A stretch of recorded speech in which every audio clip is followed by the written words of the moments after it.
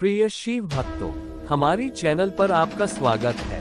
अगर आप भी शिव की भक्ति और कृपा पाने के लिए सावन के सोमवार का व्रत करते हैं तो इस कथा से भोलेनाथ को प्रसन्न कर सकते हैं। इस कथा के बिना अधूरा है सोमवार का व्रत। भगवान शिव पूरी करेंगे सभी इच्छाएं। आइए जानते हैं सोमवार व्रत कथा। एक बार किसी एक नगर में एक साहूकार था। उसके घर में धन की कोई कमी नहीं थी, लेकिन कोई संतान न होने के कारण वह बहुत दुखी था। संतान प्राप्ति के लिए वह हर सोमवार को व्रत रखता था और पूरी श्रद्धा के साथ शिव मंदिर जाकर भगवान शिव और माता पार्वती की पूजा करता था। उसकी भक्ति देखकर एक दिन मां पार्वती प्रसन्न होकर भगवान शिव से साहूकार की मनोकामना पूर्ण करने का निवेदन किया। पार्वती जी के आग्रह पर भगवान शिव ने कहा कि हे पार्वती, इस संसार में हर प्राणी को उसके कर्मों का फल मिलता है और जिसके भाग्य में जो हो उसे भोगना ही पड़ता है। लेकिन पार्वती जी ने साहूकार की भक्ति देखकर उसकी मनोकामना पूर्ण करने की इच्छा व्यक्त की। माता पार्वती के आग्रह पर शिवजी ने साहूकार को पुत्र प्राप्ति का वरदान तो दिया, लेकिन उन्होंने बताया कि यह बालक 12 वर्ष तक ही जीवित रहेगा। माता पार्वती और भगवान शिव की बातचीत को साहूकार सुन रहा था, इसलिए उसे ना तो इस बात की खुशी थी और ना ही दुख। वह पहले की भांति शिवजी की पूजा करता रहा। कुछ समय के बाद साहूकार की पत्नी ने एक पुत्र को जन्म दिया। जब वह बालक 11 वर्ष का हुआ तो उसे पढ़ने के लिए काशी भेज दिया गया। साहूकार ने पुत्र के मामा को बुलाकर उसे बहुत सारा धन देते हुए कहा कि तुम इस बालक को काशी विद्या प्राप्ति के लिए ले जाओ। तुम लोग रास्ते में यज्ञ कराते जाना और ब्राह्मणों को भोजन दक्षिणा देते हुए जाना। दोनों मामा भांजे इसी तरह यज्ञ कराते और ब्राह्मणों को दान दक्षिणा देते काशी नगरी निकल पड़े। इस दौरान रात में एक नगर पड़ा जहां नगर के राजा की कन्या का विवाह था, लेकिन जिस राजकुमार से उसका विवाह होने वाला था वह एक आंख से काना था।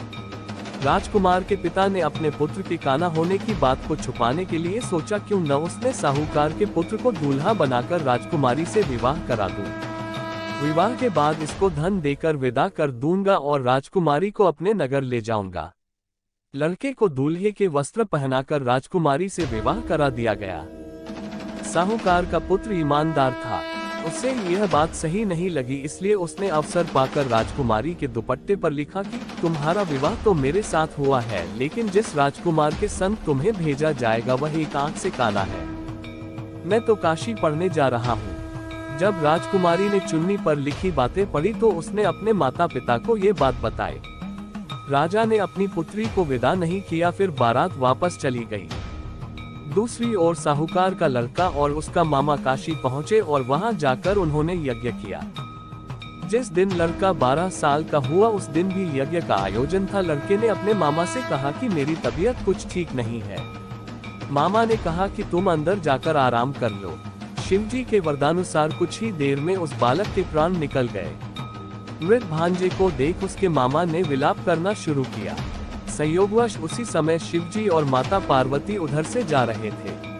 पार्वती माता ने भोलेनाथ से कहा, स्वामी, मुझे इसके रोने के स्वर सहन नहीं हो रहा, आप इस व्यक्ति के कष्ट को अवश्य दूर करें।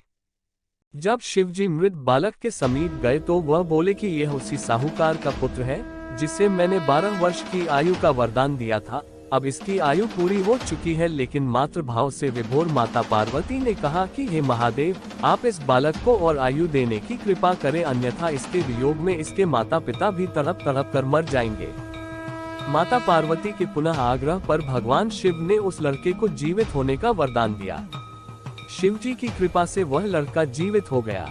शिक्षा पूरी करके लड़का मामा के साथ अपने नगर की ओर वापस चल दिया। दोनों चलते हुए उसी नगर में पहुंचे जहां उसका विवाह हुआ था। उस नगर में भी उन्होंने यज्ञ का आयोजन किया। उस लड़के के ससुर ने उसे पहचान लिया और महल में ले जाकर उसकी खातिरदारी की और अपनी पुत्री को विदा किया। इधर साहूकार और उसकी पत्नी भूखे प्यासे रहकर बेटे की प्रतीक्षा कर रहे थे।